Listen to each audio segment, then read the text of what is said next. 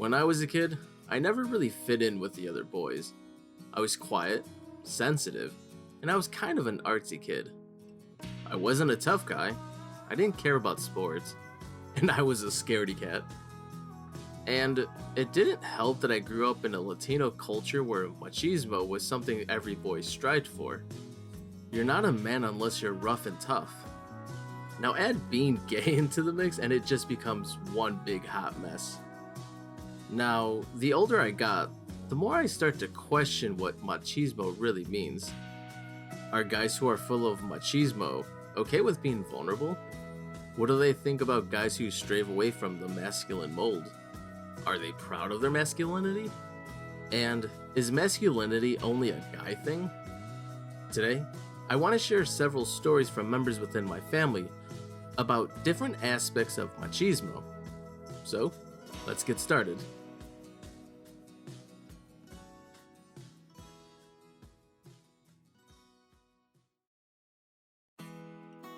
Okay, how about introducing yourself? Howdy, I'm Ricardo. Hi, my name is Oscar. Hi, my name is Elena. I'm Oscar Jr. And this is a story of belonging, self-love, and confidence. Oh, this is a story of my son, of my firstborn. This is a story about getting even with a bully. And this is the story of my grandmother's passing. And these are stories from the Guerreros.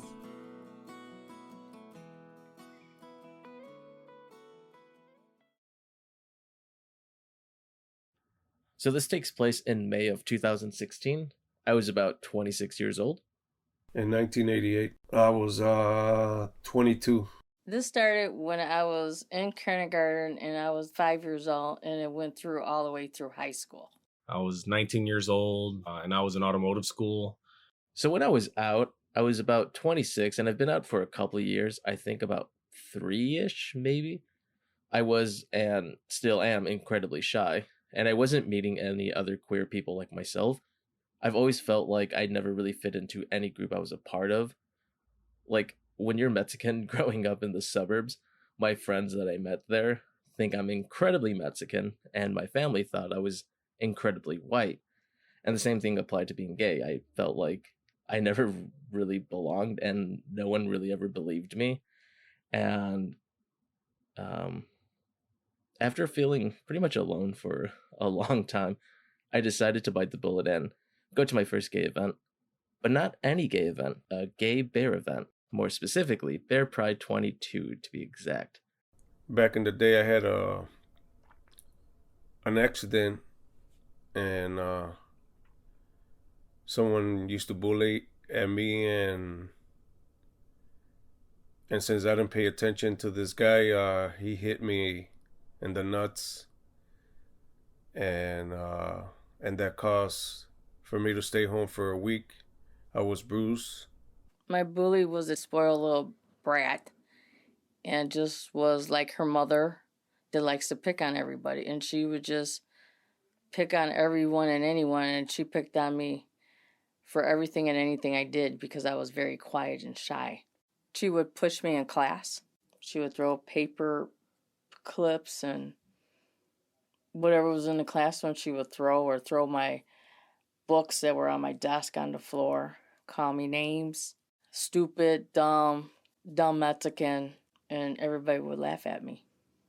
So I just got up like normal, got my stuff ready, brushed my teeth, washed my face, yada yada. And, I just hopped in the car and just took my ride like normal, got my coffee, just went to class. It was predominantly men. We're always goofing around, busting each other's balls. So it was a pretty good atmosphere. And I was in transmission class at the time. So, we're going about our day. We're going over new material, just kind of, just learning new stuff. And I remember getting a text message from my mom earlier saying to give her a call when I had a moment. And I didn't think anything of it. So, keep doing our thing, and break time comes, and, I give her a call. I was like, hey, what's going on? She's like, I need you to come home. I was like, what? It was kind of out of the ordinary. It's like, what's up? She's like, I just need you to come home right now. I was like, well, what's going on? She's like, it's about your grandmother. Now, this event starts on Friday of Labor Day weekend, and I took the metro down to Chicago, and thankfully the hotel that was hosting the event was just a couple of blocks away from Ogilvie Station, so I think it was probably like a 10 or 15-minute walk from the station. Now, as you can imagine, I was quiet AF. However, I knew that I would be quiet, so I decided to volunteer. So the whole night, I was pretty much checking people in and forcing myself to like meet people. And there I met a lovely group of people who were locals, and they took me under their wing. Rich, Javi, David, Safi, Marquez, and Ben. These amazing 6 men made me feel welcome and as if I was part of the group. And pretty much they all changed my life that weekend. When I started having relations, I kind of not used protection, and years just passed by, and then one day my wife, at the time she was my girlfriend, and we were in the car coming back from an interview. We were parked at a park having Burger King, and then suddenly my wife, she started like throwing up, and then she told me that her period didn't come. I was kind of nervous, scary. I didn't know what to think. I wasn't ready. Back then, the percentage was all white. Maybe 10 of us that were Latin. They were either my cousins or friends or people that moved from the city out here. We were all friends. Maybe 2 blacks. And back then, we were not allowed to touch anybody because we'd be the first ones in the office. And of course, I was. And they couldn't believe it because I was so quiet and shy. And that when it happened, my cousins and friends were telling me, I knew she was picking on me through the years, and that was the day that I was going to get even with her. And that was the only way I could do it. And back then, the whites rule. If you were rich, it was all the white kids, all the rich white kids. And anybody else was nothing. My brothers and I, we all had to protect ourselves, and we could never touch them because we knew that the minute we put the first hand on that person, whether white or whatever nationality, we were blamed. So what we did is we waited for them to touch us. And once they touched us, we were told by our parents to finish it off. My heart starts racing and my stomach starts knotting up, and I'm like getting a little shaky. And I just ran up to the class and signed out. I don't even think I said anything to anybody or my teacher. I just run to my car and my mind just starts going crazy. I just started overthinking it and what's going on. Is she okay? The things get worse, and I'm trying to hurry home, and I wanted answers, and my mind was just kind of going in circles. What could it be? And then the thought popped in my head: what if she passed away? And I just remember like that moment when that popped in my head. I don't know. It just seemed like everything froze. Like I don't even remember the car ride or what was going on. I just froze, and I don't know what to think. And then I kind of snapped out of it. And I'm like, no, that can't possibly be it. She's a fighter. She can't be gone. Maybe it's good news. Maybe they released her from the hospital, or I'm trying to be positive and optimistic, but the whole time it's just fear, and just like my stomach was still knotted and I'm sweating, and it just, I don't know, I was all over the place. My emotions were all over. My friends wanted to give me that experience that every gay man should have when they first go out for the first time, and we went to a club downtown, and I think it was called the Metro. And we took a shuttle bus there, and man, was my heart racing. As an introvert, I like small groups, so knowing I was going to be surrounded by a lot of people was nerve-wracking for me. And like the question that was plaguing my mind was, do I belong? Will I belong? And this was pretty much flooding my brain. But once we arrived, everything changed. I could hear the music blasting from outside, and I was so excited but terrified at the same time, and it was overwhelming. After many years of not using safe sex, for a minute I thought it was because of my accident when I was like 12 years old.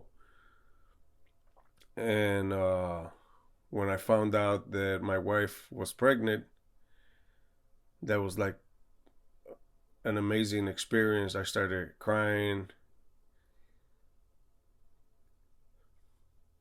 I was thanking God for this moment. And throughout the 9 months, my wife was supposed to be with the sickness, but I was the one with the sickness. Just felt like throwing up every day. I was a tomboy growing up because my father and two brothers and about 10 to 12 cousins were boys and maybe two girls, but they were babies, and I learned to like what they like. So I learned how to work on cars, play sports, working out, do the things they do. I just liked it. And growing up, I was a tomboy because I like playing sports. I grew up, my mom was into baseball, football, basketball. My dad was into motorcycles, lowriders, and hot rods. And I was around everything that the guys like. So I learned to be a tomboy, but also girly as I grew up. But I still like those things, and that's what I was always into. And I'm racing home. I finally get there, park it, slam the brakes. I'm running inside, open the door. I see my mom standing there, teary-eyed. My dad was leaning up on the kitchen counter. My brothers are tearing up on the stairs. And my mom comes over and starts walking to me and gives me a hug. And I'm like, what happened? And she's like, your grandmother passed away. And I just lost it. I just didn't believe it. She just said she's gone. She's gone. It was her time. And I just remember just bawling. 19-year-old kid supposed to be, tough guy and everything, and I just lost it. I broke down, and I didn't want to believe it. I just, wished it wasn't true, and I just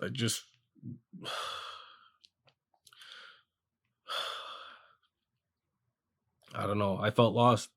Once I walked in, oh man, all the guys, oof. Or as the bear community likes to say, woof. Now, to be surrounded by guys of all shapes, sizes, and colors without shirts was such a liberating experience that I've never had before, and I felt like I finally found home.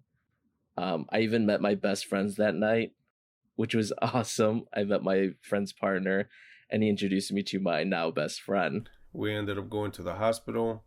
My wife, she was in labor for at least like about 8 to 9 hours. We were just in the waiting room. I think it was grandma and grandpa. Tia Cheli was there. And then the doctor just kept coming in and out, checking for the dilations. I guess it was opening little by little.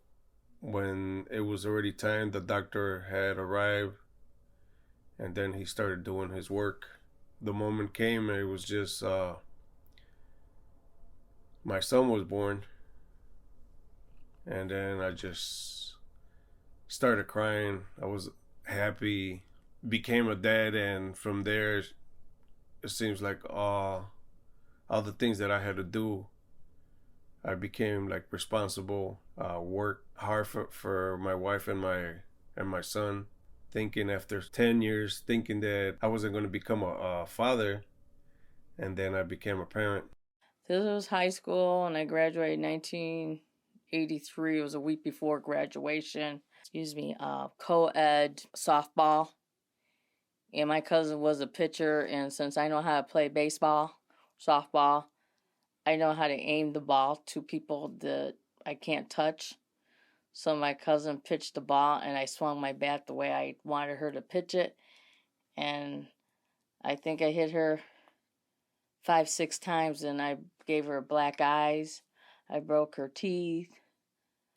I just bruised her face on one side, I think it was the right side, and got even with her for all the years that she picked on me and teased me, and they couldn't prove that I hurt her. And I just said, I was just playing softball like everyone else. It was really big to me because she was like my second mom. You know, I saw her every weekend and she was always there for me. So I was extremely close to her. I was the first grandchild, and, you know, I just had a lot of memories with her. She never missed a baseball game. She always had, gave awesome Christmas presents, and she was just always there. And anything that I had a passion for or participated in, she was always there. It was always mom, dad, and no matter what, even if my grandfather didn't go, she was always there. She was like mom. Now, just like the movies, one of my favorite songs at the time, which was Scream and Shout by Britney Spears, was playing. And just as like the beat was dropping, I just felt like the star of the show, and the camera panning around me as I danced the night away. And this was something that boosted my confidence, made me feel like I am attractive and that people do want to socialize with me. And this completely changed how I view myself. My confidence skyrocketed. I am more social now, and I'm more comfortable with stepping out of my comfort zone because I know the benefits outweigh the cons. So, yeah, that's a memory I'm never going to forget. They wrapped them up in some sheets and then gave my son to my wife. The thing that I remember, part of me was born. And thinking that I wasn't going to be able to have kids, I ended up having 2 more after that. And each experience were the same. Each time it was just beautiful. It was a beautiful experience for my 3 boys. And that I always wished that my dad was here when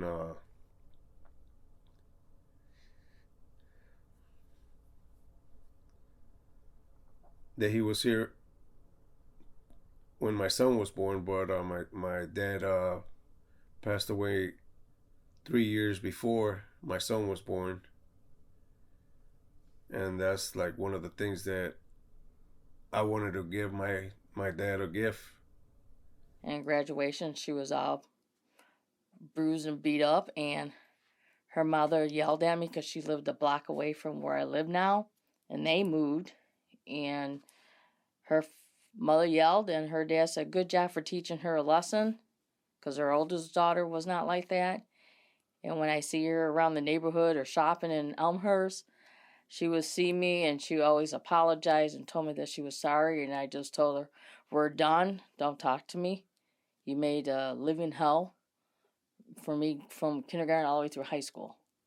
So once I put her in her place, everybody never bothered me again. That even though it may be a dark time, crying is okay. You know, it's the time to grieve. You just got to let it all out, and that you got to continue to think of the good times that you had. I was appreciative, of her, being at, all my baseball games. I was appreciative of her, just being there the time that I had her. It was just always a happy time with her, just always goofing around and having fun. That if you do lose somebody, just let it out, and don't be ashamed to let your emotions go, and that in time you will heal. As you can see, machismo means different things to different people, whether it's adventuring into the unknown, standing up to your bully, or being able to be vulnerable at moments where crying's the only option. So, before we end things, my question to you is, what does machismo mean to you? Thank you again for listening, and have a good day.